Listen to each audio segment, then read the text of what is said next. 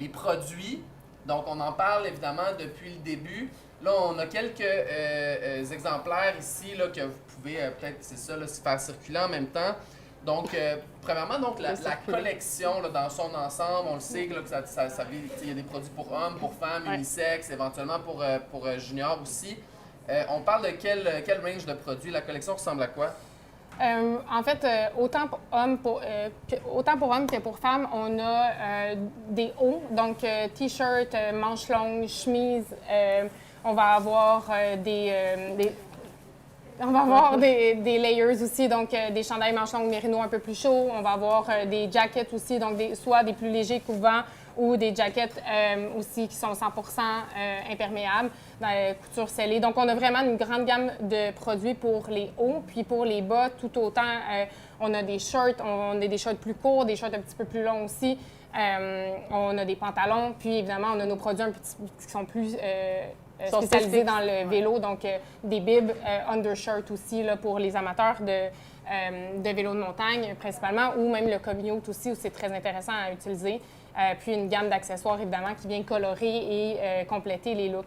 Donc, en gros, c'est pas mal ce que je Ça, c'est nos produits pour printemps, été. On va avoir d'autres produits qui vont arriver au courant des prochains mois. Évidemment, des produits plus automne, hiver qui vont arriver par la suite. Donc, on continue à en ajouter au fur et à mesure. Tu sais, vous avez parlé tantôt, je pense qu'on veut que Parmi soit intemporel. Exact. On le sent aussi dans le choix des couleurs, là, qui sont très raffinées, sont belles, mais c'est pas des couleurs fluo, puis tu sais, comme on a historiquement associé plus à de la performance, tu sais, qu'on le sent vraiment que c'est des couleurs qui vont pouvoir rester dans le temps. Puis tu sais, là, tu parles de nouvelles collections.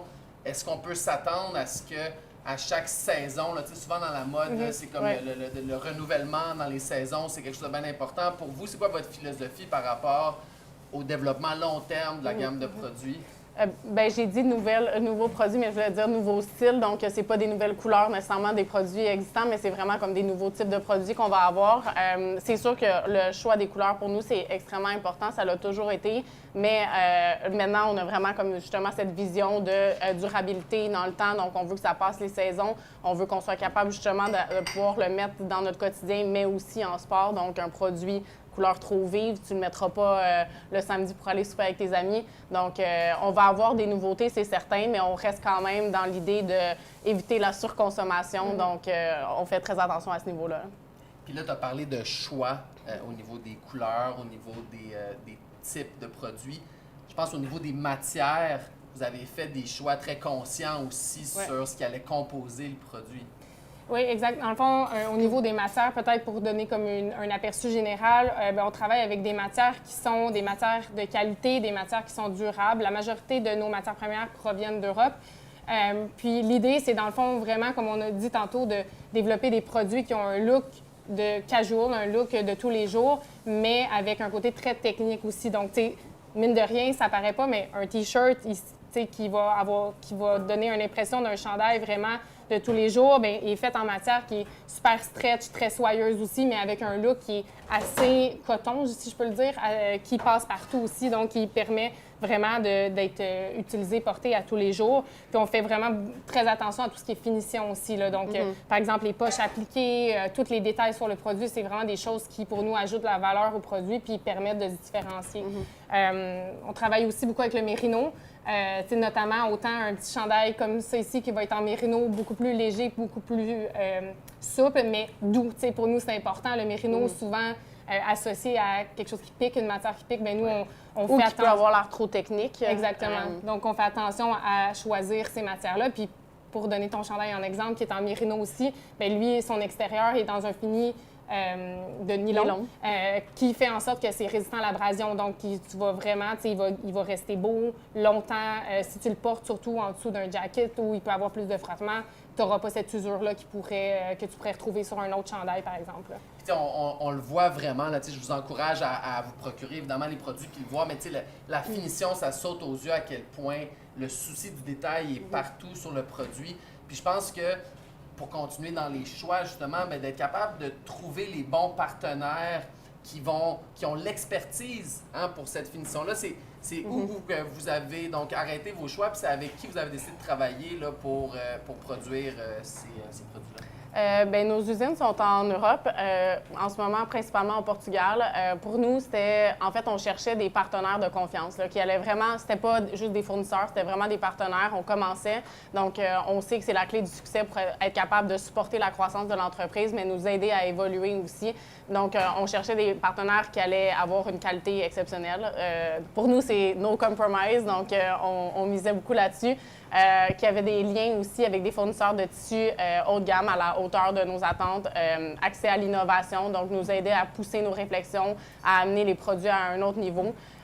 Puis c'est certain, bien, avoir la capacité de supporter notre production, c'est sûr, mais on considérait aussi toutes les démarches éco-responsables. Pour nous, c'était très important dans la recherche puis dans le choix de nos partenaires avec qui on allait travailler. Puis, merci de le partager. Je pense que c'est important parce que ça nous aide aussi, tous ces choix-là que vous avez faits au niveau des produits, des matières, des partenaires. Évidemment, ces choix-là ont un coût.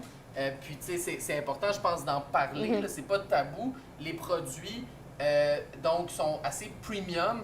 Parlez-nous un petit peu du price point sur lequel vous êtes tombé. Puis, évidemment, là, on comprend déjà un petit peu les choix qui mènent à ce prix-là. Mais, tu sais, juste de partager votre vision, donc, qui vient expliquer les prix premium des produits. Bien, si je peux commencer, puis tu jump in. Dans le fond, ça a été une décision qu'on a aussi défini la marque là, de se positionner dans le premium. Donc, on n'est pas dans le luxe inaccessible, mais on est dans le haut de gamme. Mais ce prix-là est totalement justifié par la valeur du produit, comme tu le disais. Donc, par les choix des matières premières, les partenaires d'affaires, le détail qu'on accorde aux produits, comme Michel le disait. C'est sans compromis. Là. Nous, on ne coupe pas les coins ronds. Si c'est pour ajouter de la valeur au produit, on va le faire. Donc, le prix est vraiment très proportionnel, si on veut, à la valeur qu'on attribue dans le produit. Faut savoir nous, la façon qu'on développe le produit, c'est pour un multi-use, un multi-style. Donc, quand on réfléchit et on pense à ça dans le choix aussi qu'on fait, un choix responsable, bien, le prix se veut tout à fait légitime aussi parce que tu te rends compte que ton chandail que tu portes aujourd'hui au café, tu vas le porter en touring en fin de semaine, puis en ski de fond dans 2 semaines, bien, tu te rends compte que finalement, tu aurais eu 3 chandails comme ça dans ton garde-robe, donc 3 coûts aussi. Donc finalement, en bout de ligne, ton achat est plus consciencieux aussi et même probablement moins cher.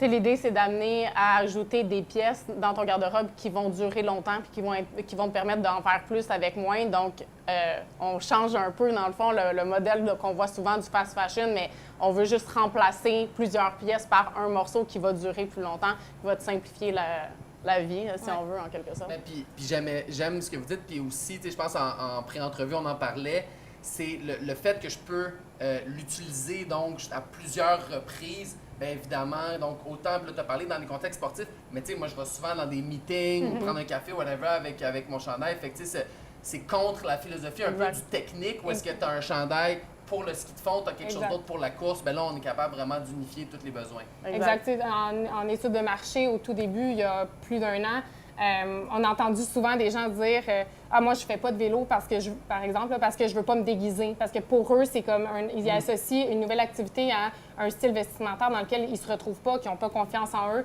Donc, tu sais, c'est un peu de venir justement décatégoriser tout ce produit trop spécifique. Fait qu'on n'a plus besoin de se déguiser avec Paris. J'adore ça.